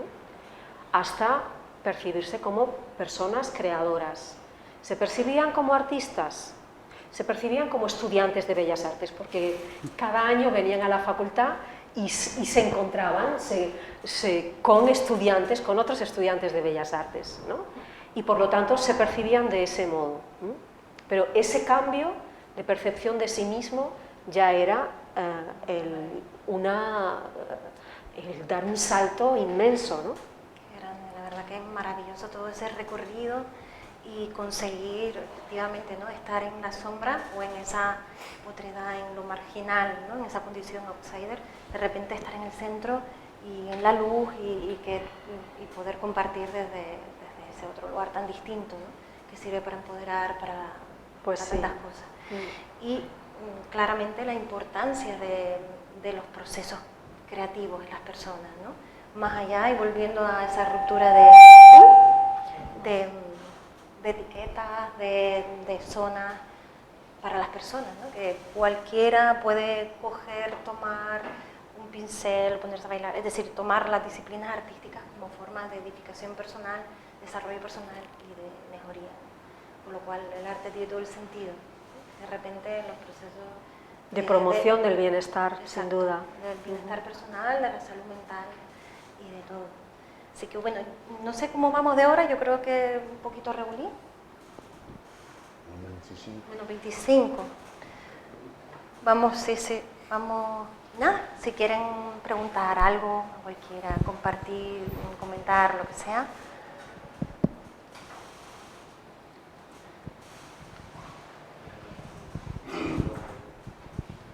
Bueno, por romper el hielo, que siempre parece que cuesta. Yo tengo dos preguntas, no una, dos, y me da igual quién la responda, ¿no? En países muy desarrollados como en Suecia, el Estado tiene un departamento que va recogiendo, que va entrando en las casas de gente que ha fallecido y ha fallecido sin conocimiento ninguno, ni de sus familiares, ni de sus vecinos, ni de nadie, ¿no? Y eso es un ejemplo de ese individualismo que tenemos hoy en día y esa falta de escucha hacia el otro, ¿no?, que está presente. Yo quería saber si ustedes, que se dice mucho que en los países del sur de Europa, pues la cercanía con la familia es mayor, pero no sé si ustedes piensan que cuánto nos queda para estar en esa situación en la que el Estado tenga que poner un departamento que recoja pues esos apartamentos de personas que han fallecido en soledad. Eso por un lado. Y segundo, en cuanto a esa escucha activa de la que hablaban, no sé si es necesario que se planteen programas educativos sobre escucha activa, porque sí existen programas de estos de defensa de posturas, de maneras de hablar, pero no existe la otra parte, la de las maneras de escuchar de manera reflexiva, de manera atenta. No existe ese otro lado, ¿no? Entonces no sé si sería una buena iniciativa ante esta situación, que normalmente la educación es la base de todo, el establecer programas que fomenten la escucha activa desde pequeños, ¿no? Son esas dos. Pues sí, a las dos cuestiones, ¿no? La soledad está siendo un problema cada vez de mayor envergadura, ¿no? En todo Occidente, en España también, en otros países también de forma muy destacada. No conocía este dato en concreto, pero bueno, ya es público, por ejemplo, la Secretaría de Estado en Reino Unido, ¿no?, de la soledad, precisamente, pues se le ha puesto la soledad como una prioridad, ¿no?, como un problema a resolver, ¿no? No sé cómo estará ahora, pero en su momento se creó esta Secretaría de Estado para dar coherencia y transversalidad a todas las iniciativas que pudieran apuntar por ahí, ¿no? En nuestro país también está aumentando la soledad, hay algunos informes ahí importantes, hay un estudio muy interesante de la Caixa, que fue justo antes de la pandemia, o sea que ahora ya imagínate cómo puede estar, ¿no?, en el cual hablaba de este aumento, ¿no?, y hablaba de franjas de edad y hablaba de tipos de soledad, ¿no? Y sobre todo está despuntando más la soledad emocional, que es sentir que no eres importante para alguien, ¿no? O sea, cuando tú estás en el aislamiento y estás en la soledad de saber, no siento que haya alguien para quien yo sea importante, ¿no? Entonces, bueno, muy relevante. Y tiene mucho que ver con todo lo que estamos hablando también. Tiene que ver con salud en términos generales y salud mental en términos concretos, ¿no? De hecho, nuestra experiencia en Teléfono de Esperanza es que cuando tú consigues conectar con alguien, y sostenerle su angustia, empiezan a pasar cosas, ¿no? Luego hay que hacer cosas, por supuesto, pero ya empiezan a pasar cosas a partir de ahí, ¿no? Bueno, y creo que había otra pregunta, ya se me... La de la educación, la de... Ah, sí, pues yo creo que es tarea de todos, ¿no? De conectar mejor con la gente, ¿no? No solamente a través de la escucha activa, sino superar esa barrera, ¿no? Ese aislamiento, ¿no? Que tú decías antes también, Alicia, ¿no? De permitirte también que te cale un poco el estado de ánimo de la otra persona, ¿no? Todo lo que trabajemos, no solamente para rebatir, sino para escuchar, entender y comprender a la otra persona, pues será muy bueno, ¿no? Aquí en Canarias tenemos la asignatura EMOCREA de educación emocional y creatividad, que no existe en muchas comunidades autónomas, por ejemplo, ¿no? Podemos mejorar mucho más, pero bueno, alguna cosita podemos presumir aquí en Canarias, que es tener por lo menos en el currículum de primaria algo que nos diferencie de otras comunidades, ¿no? No sé si las compañeras... ¿En qué consiste el programa EMOCREA? Sí. ¿En qué consiste? Hace un poco más. En educación emocional, y se trabajan también habilidades de relación entre los niños, las niñas, y también educación, reconocer estados emocionales, etcétera, ¿no? Entonces, bueno, y fomentar también la creatividad en general, ¿no? Entonces, bueno, a mí me parece muy interesante que se atienda a esto. Y por supuesto, tenemos a las personas al lado, en nuestro entorno, en nuestra familia, donde al final también aprendemos cómo relacionarnos y conectar con la gente, ¿no? Y nosotros, por ejemplo, en Teléfono de Esperanza dedicamos mucho esfuerzo a formar no solamente a nuestro equipo, sino a promover la salud emocional con talleres, cursos, y la gran mayoría son cursos para mejorar mi forma de comunicarme, de relacionarme con la otra persona, de resolver conflictos, etcétera. Y bueno, yo creo que todo lo que podamos hacer por ahí será poco seguramente, ¿no? Entonces, yo pienso que hemos involucionado. Porque cuando tú tienes un crío a tu cargo, le das un móvil y le dices, mire, búscate la vida, y lo pones en la habitación ahí con el móvil, pero no lo escuchas, no hablas con él, no estás con él, no ves qué problemas puede tener, no le prestas atención y crees que lo estás educando bien con un móvil. Le das un móvil y crees que lo estás educando bien. Y yo creo que debemos de aprender mucho y rápido, porque la verdad que cada vez lo hacemos peor y la sociedad cada vez está peor. Y bueno, y los resultados pues los veo todos los días en la calle, que la gente por tonterías se discuten entre ellos, no se escuchan, no se comprenden, no se prestan atención. Punto suspensivo. Entonces, la tecnología, ¿tú crees, o las formas de comunicación actuales influyen en esto, en la proximidad de las personas? Una cuestión que estábamos estos días, ¿no?, en el call center nuestro, de aquí, que nos estábamos percatando era que en precisamente esta forma de comunicación y esta forma de escucha, que ya casi parece algo del siglo pasado el hablar por teléfono, porque ya a través de todas las aplicaciones, ¿no?, el sistema es mensajito o un mensaje de audio, y ahí se desarrolla todo, ¿no? Se desarrolla la comunicación a partir de esos mensajes, como mensajería instantánea, que se llama, ¿no? Y esta cuestión de levantar el teléfono y pegarte la conversada, ya es que está en desuso absoluto, ¿no? O sea, yo creo que esto también interfiere, ¿no?, a la hora de hablar de estas proximidades, a la hora de escuchar, de estar cerca, y que tiene físicamente un aparato que ya media eso, ¿no?, que intermedia y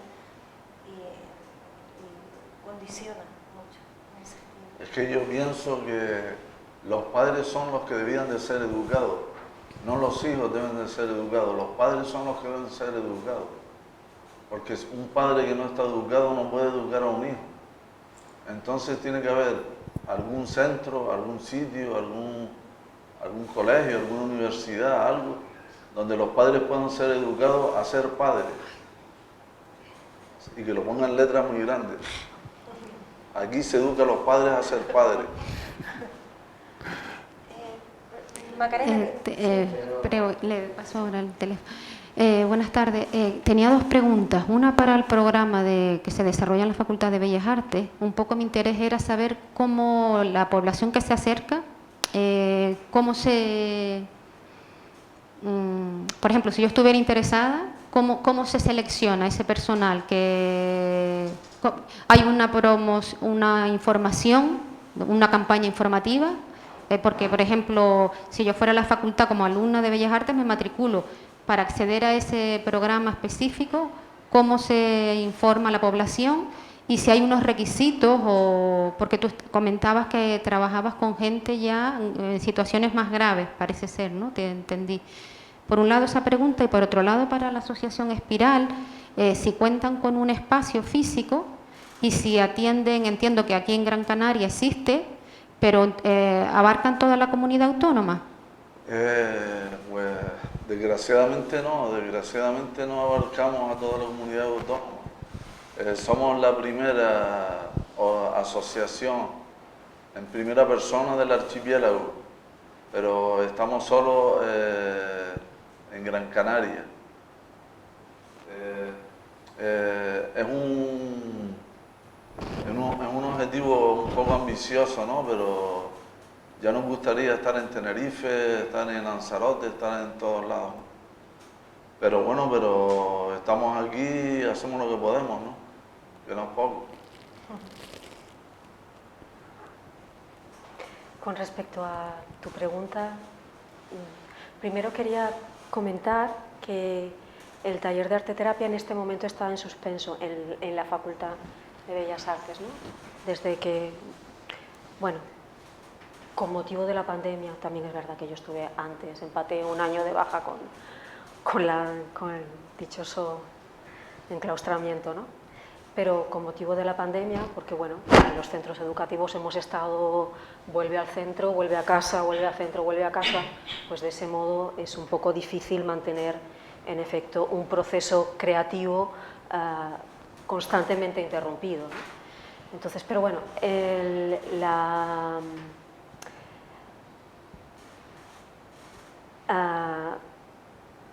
la Asociación Canaria de Terapias Creativas,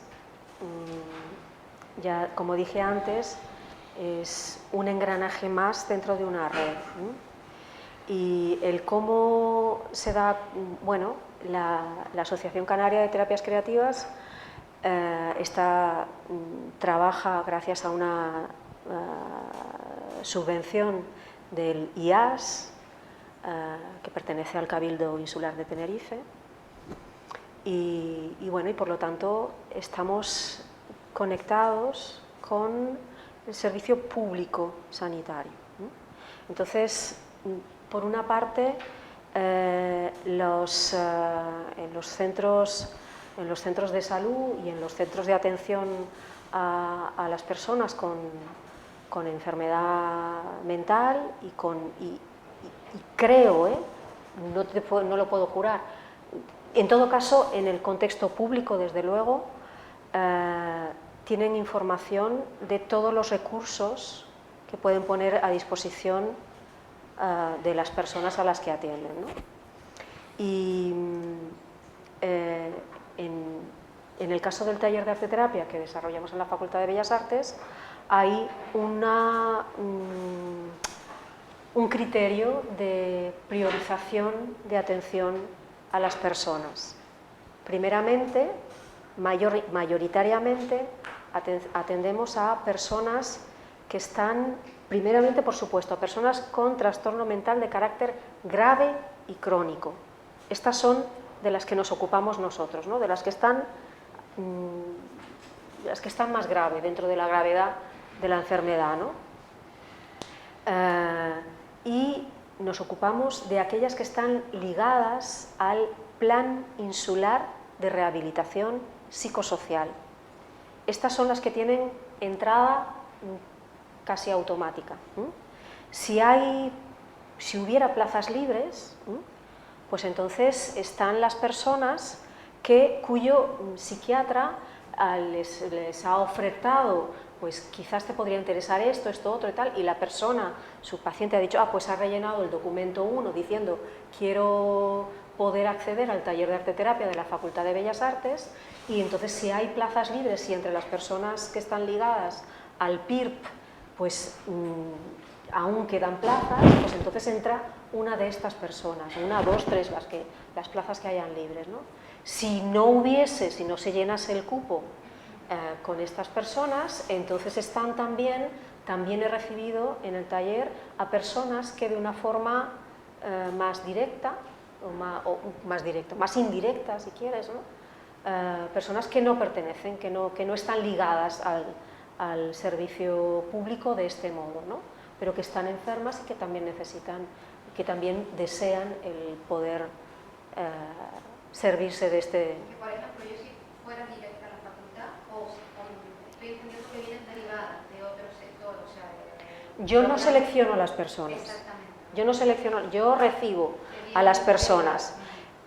Sí que con una cierta periodicidad tengo reuniones con este equipo comunitario asertivo que pertenece al Plan Insular de Rehabilitación Psicosocial y hablamos de cuáles son las personas que van a permanecer en la siguiente edición del taller de arteterapia. Pues mira, va a permanecer este, ¿no? Y voilà, entonces, ¿cuántas plazas? Pues mira, esta persona no va a poder continuar por las razones que sea. Algunas porque han decidido estudiar una carrera universitaria, por ejemplo. Otras porque se han trasladado a otro municipio, con lo que le es bastante difícil el venir a la Laguna, al taller un jueves y un viernes.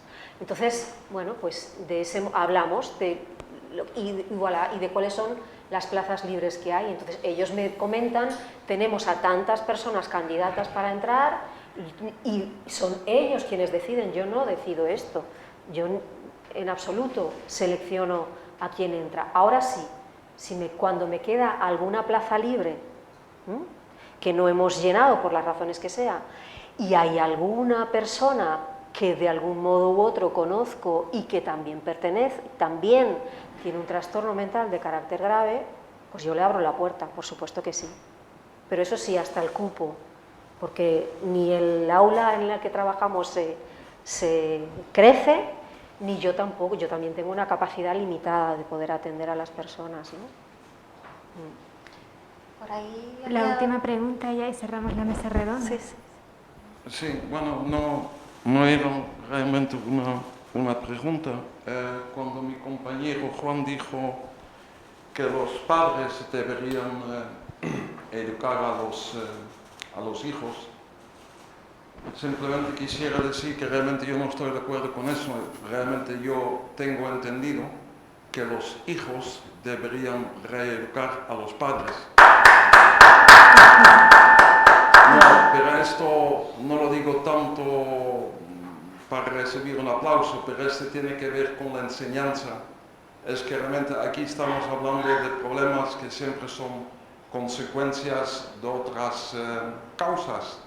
Entonces, cuando no hacemos nada con la causa, los problemas siguen existiendo.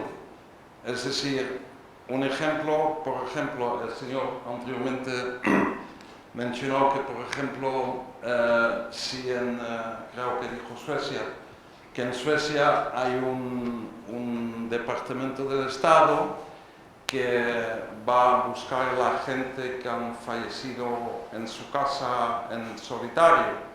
Bueno, realmente a mí me importa muy poco si yo fallezco en soledad, si es el departamento del Estado o cualquier otra instancia o quien sea. El tema es que se debería evitar este problema. Pero es una materia muy compleja, no se puede discutir esto en un minuto. Yo sinceramente creo que esta charla está bien, pero es una charla.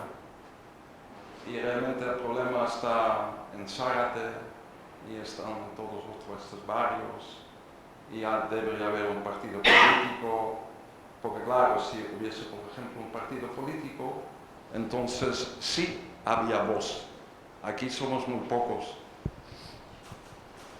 Gracias. Bueno, tengo que decir que lo estamos hablando y creo que eso ya es importante. Porque si no se, o sea, creo que en este proceso, en este camino, ¿no?, que hablábamos antes, primero es como ser consciente. Y si eres consciente de algo, entonces puedes empezar a caminar hacia ese cambio, ¿no? Y hablarlo, aunque seamos pocos, y aunque somos, por lo menos estamos alumbrando esto, y puede ser, que sabe, a lo mejor un inicio de algo, aunque sea un granito pequeño, o por lo menos estamos siendo conscientes, y eso yo creo que ya es algo para celebrar, me parece. Que no somos partido político, que no... Pero la importancia de la interdisciplinariedad, eso sí me parece importante. O sea, yo vine un poquito tarde, pero estábamos hablando de la presencia de los museos. O sea, el museo no deja de ser un sector más, pero sí es verdad que dar visibilidad a un tema como la salud mental, en juego con otros sectores que es más vinculante, o sea, el sector del trabajo social, la psicóloga, el teléfono de la esperanza, pero que el arte también levante la mano y trate de hacer un trabajo más comunitario, porque a mí me parece que eso es positivo. Sí, tomar de la mano de las ciencias humanas, de otras disciplinas. Yo creo que en esa transversalidad y en ese agarrarnos, hacer comunidad otra vez, también podemos, pues, caminar hacia... Tenemos que terminar. Muchas gracias. Gracias. Pues muchas gracias.